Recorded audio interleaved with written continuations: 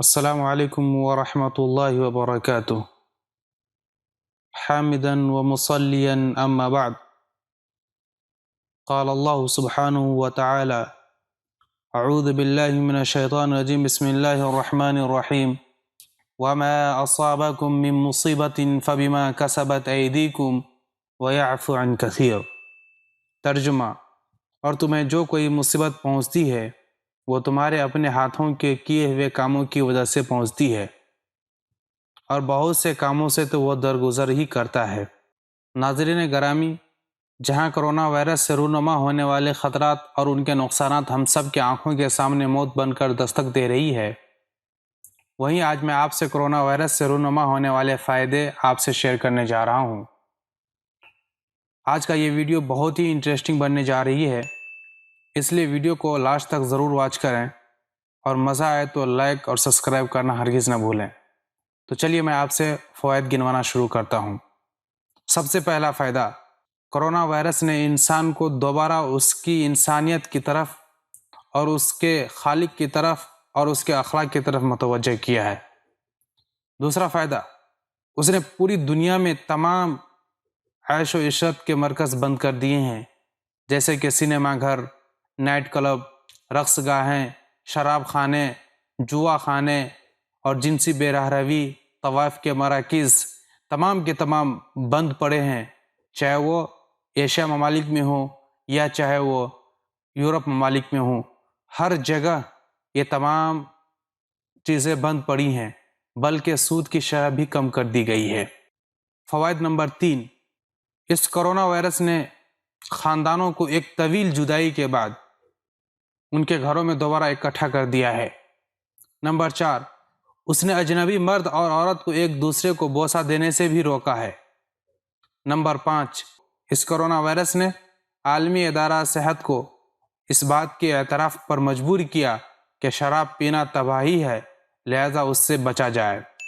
Number 6، اس corona virus نے صحت کے تمام اداروں کو یہ بات کہنے پر مجبور کیا کہ درندے، شکاری پرندے، خون، مردار اور مریض جانور صحت کے لیے تباہ کن ہیں۔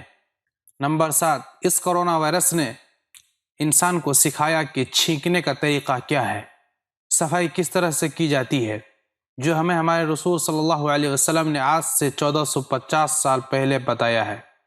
نمبر 8، اس کرونا وائرس نے فوجی بجٹ کا 1/3 حصہ صحت کی طرف منتقل کیا ہے۔ نمبر 9، اس نے دونوں جنسوں کے اختلاط کو مذموم قرار دیا۔ نمبر 10،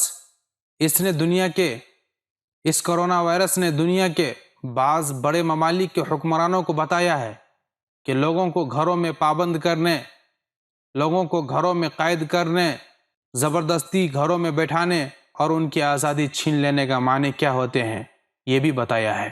نمبر 11، اس کرونا وائرس نے لوگوں کو اللہ سے دعا مانگنے، گریہ وزاری کرنے اور استغفار کرنے پر مجبور کر دیا ہے اور برائیوں سے اور گناہ چھوڑنے پر آمادہ کیا ہے۔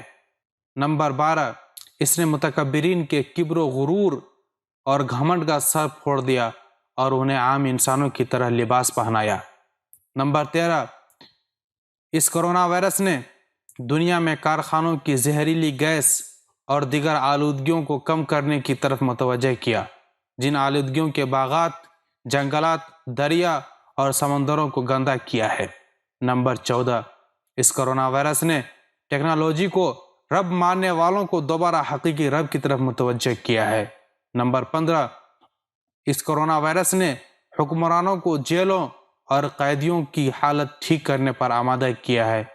نمبر 16، اور اس کرونا وائرس نے سب سے بڑا کارنامہ اس کا یہ ہے کہ اس نے انسانوں کو اللہ کی وحدانیت کی طرف متوجہ کیا اور شرک اور غیر اللہ سے مدد مانگنے سے منع کیا ہے۔ آج عملی طور پر یہ بات واضح ہو گئی کہ کس طرح بظاہر ایک وائرس لیکن حقیقت میں اللہ تعالیٰ کا ایک سپاہی انسانیت کے لیے برائی کے بجائے خیر کا باعث بن گیا۔ تو اے لوگو، کرونا تمہارے خیر کے لیے آیا ہے کہ اب انسانیت اس طرح نہ ہوگی جس طرح پہلے تھی۔ ہمیں نقاب کرنا آ گیا، ہمیں اس کرونا وائرس کی وجہ سے نقاب کرنا آ گیا، ہمیں وضو کا طریقہ آ گیا، ہمیں صفائی کی سمجھ آ گئی، جس صفائی کے بارے میں شریعت اسلام نے فرمایا، آقا کریم صلی اللہ علیہ وسلم نے فرمایا آدھا ایمان ہے۔ نامحرم سے سلام نہیں کرنا ہمیں پتہ چل گیا، شادی حال بند اور سادگی سے شادی ہمارے عقل میں آ گیا، کولڈ ڈرنک، عیش شراب، جنک فوڈ، فضول خرچی سے بچنا وغیرہ وغیرہ، یہ سب ہمیں سمجھ میں آ گیا۔ امید ہے کہ اللہ تبارک و تعالی ہمیں اس مہلک امراض کرونا وائرس سے حفاظت فرمائے۔ آج کے لیے اتنا ہی، ملتے ہیں پھر کسی نئی ویڈیو کے ساتھ، تب تک کے لیے اپنا بہت سارا خیال رکھے گا۔ خدا حافظ۔